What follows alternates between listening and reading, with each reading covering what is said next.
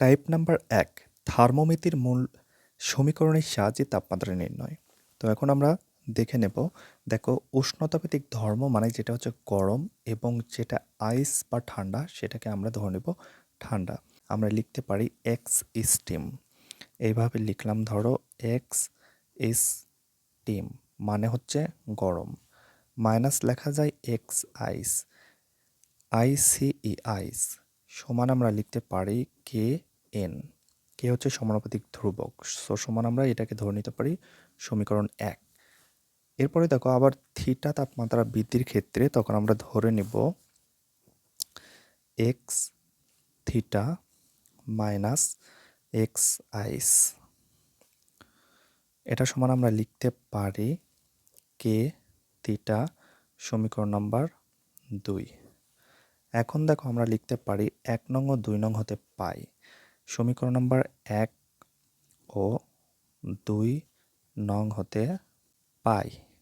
নাম্বারে আমরা পাইলাম এখানে, ধরো theta divided N equal theta সহজা যে মানটা আছে X theta minus x ice divided এই যে এন সোজা আমাদের যেটা আছে X steam minus x ice, এই মানটা এখন আমরা এখানে বসাই দেব নিচে।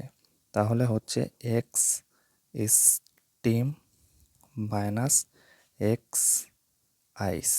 ওকে, এখন আমরা লিখতে পারি অতএব theta equal X theta minus x ice divided X steam minus x ice. আর এই যে আমাদের এনটা এখানে ভাগ ছিল, পার করে দিলে হয়ে যাবে গুণ। সো এইটাই হচ্ছে আমাদের এই জায়গার সূত্র। থার্মোমিটার মূলনীতির সমীকরণের সাহায্যে তাপমাত্রা নির্ণয়ের এই সূত্র।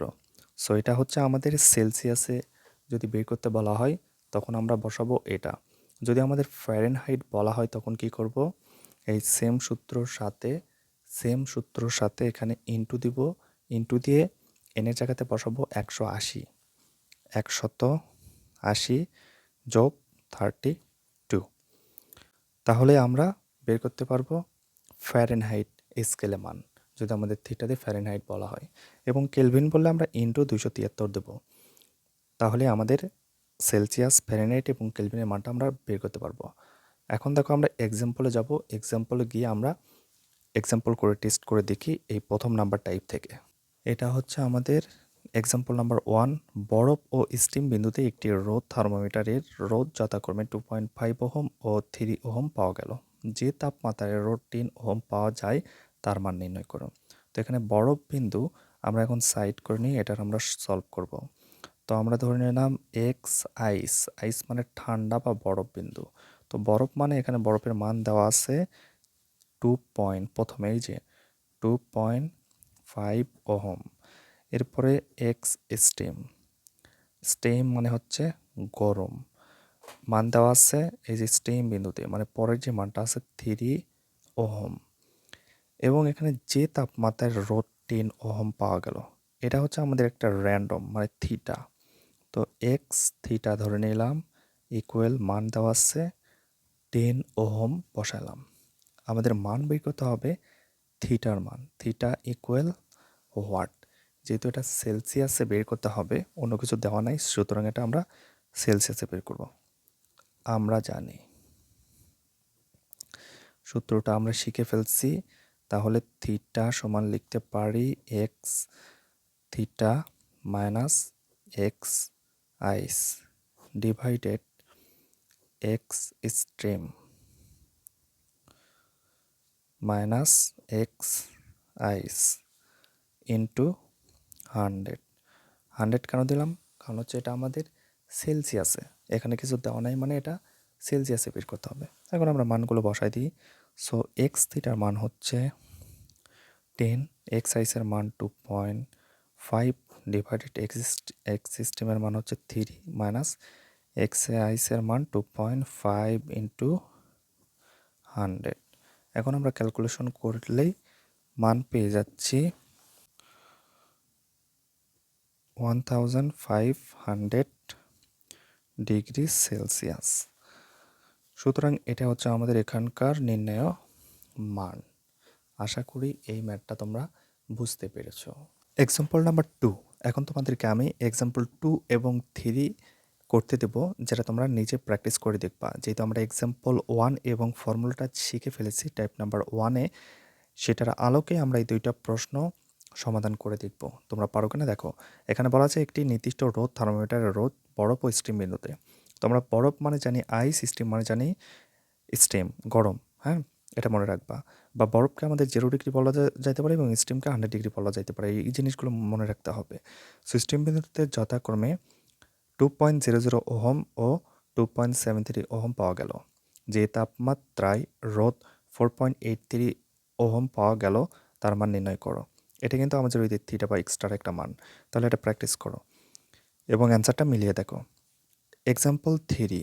কোনো একটি রোদ থার্মোমিটারের রোদ 0 ডিগ্রি সেলসিয়াস এবং 100 ডিগ্রি সেলসিয়াস তাপমাত্রায় যথাক্রমে 12 ওহম ও 24 ওহম। এই জায়গাতে দেখো স্টিম এবং আইস কিন্তু বলা হয়নি, বাট এখানে মান দেওয়া আছে। সো এখান থেকে বুঝে নিতে হবে যে কোনটা স্টিম কোনটা আইস। থার্মোমিটারটিকে একটি গরম তেলের বাথে স্থাপন করলে রোদ 36 ওহম হয়। তেলের তাপমাত্রা কত হবে? সো থিটা বের করতে হবে। দুইটার সাথে আমাদের কি গুণ করতে হবে? সেলসিয়াস না কি হবে এইটা একটু তোমরা দেখে নেবা, হ্যাঁ, এই জিনিসটা একটু মাথা খাটাও। সো এক্সাম্পল 2 এবং এক্সাম্পল 3 তোমরা সমাধান করো এবং এগুলো প্রশ্ন তোমাদেরকে আমার ফেসবুক পেজে দেওয়া হবে, ফিজিক্স অফ নেচার বগুড়া এই পেজ, এবং চ্যানেলে, এইটা তোমার ইউটিউব চ্যানেলে এগুলোর ইনফরমেশন, যাবতীয় ইনফরমেশন তোমরা পেয়ে যাবা। সো এগুলো অবশ্যই ফলো করবা। এখন তোমাদেরকে আমি টাইপ 1 শেষে কিছু জ্ঞানমূলক প্রশ্ন দেবো, 5টি জ্ঞানমূলক প্রশ্ন। এই প্রশ্নগুলো একটু মনোযোগ দিয়ে তোমরা বই থেকে সংগ্রহ করে নেবা। যাদের কাছে টেস্ট পেপার আছে অথবা মেইটিজি যে কোনো গাইড বই থেকে তোমরা এইগুলো পেয়ে যাবা বিগত বছরের সৃজনশীল ঘাটলেই। তো প্রথম নাম্বার নাম্বার প্রশ্ন টাইপ অনুযায়ী আমাদের কিন্তু শেষ করতে হবে এবং এগুলো মুখস্থ করে নিতে হবে, তবেই তোমার এই কোর্সটি খুব সুন্দরভাবে সম্পন্ন করতে পারবা। প্রথম নম্বর প্রশ্ন, তাপগতিবিদ্যার দ্বিতীয় সূত্রটি বিবৃতি করে। এই প্রশ্নটি এসেছিল ঢাকা বোর্ড 2022-এ। সেটা মুখস্থ করবা। 2 নম্বর প্রশ্ন, তাপগতিবিদ্যার প্রথম সূত্র বিবৃতি করো। রাজশাহী বোর্ড, যশোর বোর্ড 2022-এ প্রশ্ন। অভ্যন্তরীণ শক্তি কাকে বলে? কুমিল্লা বোর্ড 2022। আমি বোর্ডের কথা বলে দিচ্ছি কারণ যাদের বুঝতে সমস্যা হবে তারা বোর্ডগুলো দেখে নেবা। যাদের কাছে বই নেই তারা নেট থেকে এগুলো দেখে নেবা। তাপগতিবিদ্যার শূন্যতম সূত্রটি লেখো। Comilla board 22, Rajshahi board 21, Jessore board 19, Jessore board এবং চট্টগ্রাম বোর্ড 17। মানে এই প্রশ্নটা তাপগতিবিদ্যার শূন্যতম সূত্র লেখো। এই প্রশ্নটা বিগত কয়েক বছরে রিপিট হয়েছে। সো এটা আমাদের মোস্ট ইম্পর্টেন্ট। এরপর 5 নম্বর প্রশ্ন হচ্ছে অপ্রত্যাবর্তী প্রক্রিয়া কাকে বলে? যশোর বোর্ড 2022-এ। এই 5টা জ্ঞানমূলক প্রশ্ন তোমরা মুখস্থ করে নেবা। এখন খ বিভাগ থেকে অনুধাবনমূলক প্রশ্নের ভিতরে প্রথম যে প্রশ্নটা তোমাদেরকে দিব, সম আয়তন প্রক্রিয়ায় কাজ শূন্য কেন? ব্যাখ্যা করো। Dhaka board 2022, Rajshahi board 2021। তার মানে দেখো বিভিন্ন বোর্ডের প্রশ্ন কিন্তু বারবার ফিরে ফিরে আর একটা বোর্ডে আসে। মানে রাজশাহী বোর্ড 2021 এই প্রশ্নটা এসেছে, আবার ঢাকা বোর্ড 2022 এই সেম প্রশ্নটাই 1 বছর পরে ঘুরে আসছে। 2 নম্বর প্রশ্ন, জগতে এন্ট্রপি বৃদ্ধি পাচ্ছে কেন? কুমিল্লা বোর্ড 2022। 3 নম্বর আরেকটা প্রশ্ন দিচ্ছি, কার্নোর ইঞ্জিনে দ্বিতীয় ধাপে তাপমাত্রা হ্রাস ঘটে কেন? যদিও দ্বিতীয় সূত্র এখনও পড়ায়নি বা ওইদিকে যায়নি, বাট তোমরা এটা একটু মুখস্থ করে নেবা। সো এখান থেকে আমি তোমাদেরকে অনুধাবনমূলক প্রশ্ন দিলাম 3টি এবং জ্ঞানমূলক প্রশ্ন দিলাম 5টি। এই 8টি প্রশ্ন কাইন্ডলি মুখস্থ করে নিতে হবে এবং টাইপ নাম্বার 1 তোমাদেরকে দেখে নিতে হবে, এটা ইজি আছে। সো এটা সমাধান করে নেবা। এরপরে আরও 14টা টাইপের ম্যাথ তোমাদেরকে আমি শেখাবো। তাহলে তোমাদেরকে 6টি কনসেপ্টের আলোকে 15টি টাইপ শেখাবো। তার মধ্যে একটি টাইপ আমাদের শেষ এবং পরবর্তী টাইপ তোমাদেরকে পরবর্তী ক্লাসে শেখানো হবে। আপাতত এই ক্লাসটি এ পর্যন্তই এবং পরবর্তী ক্লাস দেখার জন্য তোমাদেরকে আমন্ত্রণ জানানো হলো। সবাই ভালো থেকো, সুস্থ থাকো এবং পড়াশোনা কন্টিনিউ করতে থাকো। আল্লাহ হাফেজ।